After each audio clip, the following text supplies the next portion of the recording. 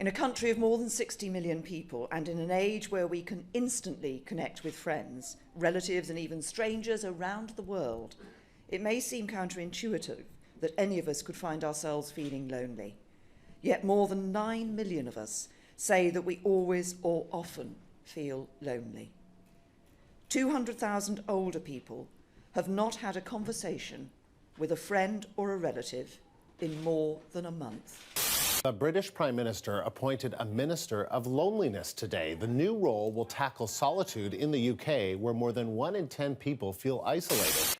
Britain's government has appointed a Minister for Loneliness. Prime Minister Theresa May announced Wednesday that Minister for Sport and Civil Society Tracy Crouch will serve as the ministerial lead on loneliness. The new position is part of a wider effort to tackle loneliness and social isolation in the UK. Research shows it's a big problem in Britain. The British Red Cross says more than 9 million people there always or often feel lonely. May said in a statement, "For far too many people, loneliness is the sad reality of modern life. I want to confront this challenge for our society and for all of us to take action." So just how serious of a problem is this? Well, both of these women say that it's fairly serious. Now, Jo Cox was able to complete the initial report in 2016, and what it found is that at least 9 million people in the UK manage some intense degree of loneliness, a sense of isolation. And so how does that manifest itself? Well, some studies have found that it's as dangerous as smoking 15 cigarettes a day. One American study said it's as dangerous as being clinically obese. It's very tough on your health. If you're a senior citizen and you're lonely, well, you might be going for days, if not weeks, without any sort of social interaction. So all of that breaks down not only those social connections, but also your ability to get help, ask for help. There have been other bits of research. We will create a new dedicated fund that will see government working with charities, foundations and others to stimulate innovative solutions, provide seed funding for community initiatives and scale up existing projects. And all this work will be overseen by our new ministerial lead on loneliness, Tracy Crouch. She'll be keeping the challenge of tackling loneliness firmly on the agenda of colleagues across Whitehall.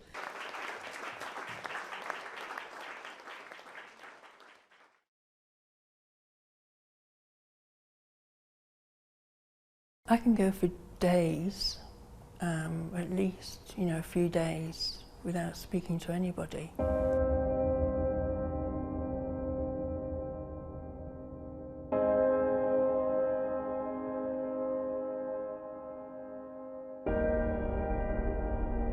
You know that if you didn't make the effort to just go out for an hour, food shopping or something, you could go for months, I think, without actually speaking to anybody. And even then, when you are speaking to somebody, it's just the checkout girl or somebody like that, So you do make conversation a little bit. And that's why when you see older people, they often tend to talk too much. And I think it's a result of loneliness.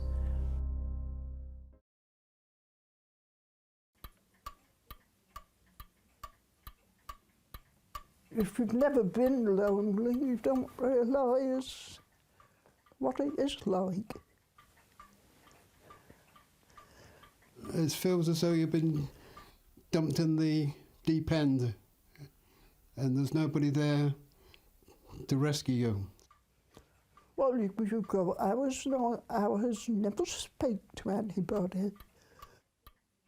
I don't think you'll ever get used to it. It's always loneliness. How do you measure loneliness when even trying to talk about it takes your breath away? The room's just empty.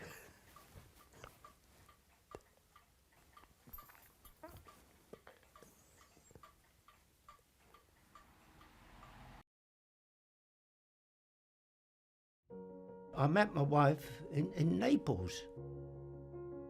I said, well, I've got to go home very soon, but I can't go home without you. Will you marry me? And my marriage lasted 64 happy years, and it wasn't long enough. When my wife left me,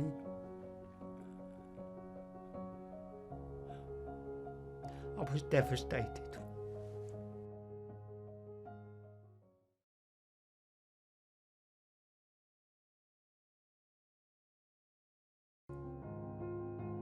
put it in my calendar, and it gives me that feeling I've got something to look forward to. We're picked up by a car.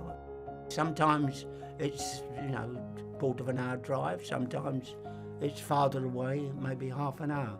You've just got to sit there, relaxed, and just watch the scenery.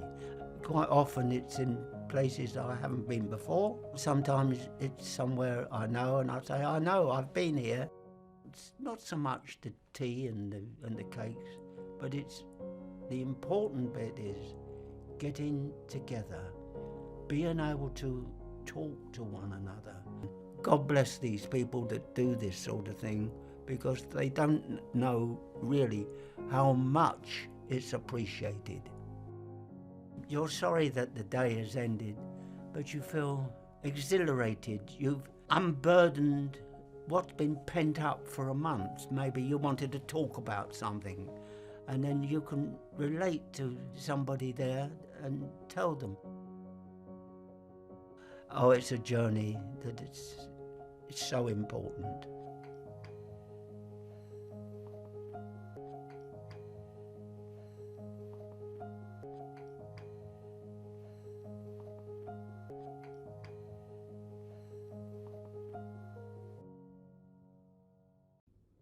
I think friendship is one of the things that keeps us alive.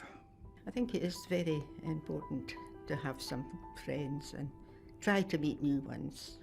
It's one of the most important things there is in life, and the older you get, the more important it is. Well, it's known fact that if you've got two really, good friends within a friendship, then you're lucky. Well, I'm quite a happy chap. I'm quite easy to get on with. Most of the friends that I have are a lot younger than I am, seem to put up with me. Apart from not having my wife anymore, I'm a happy bunny.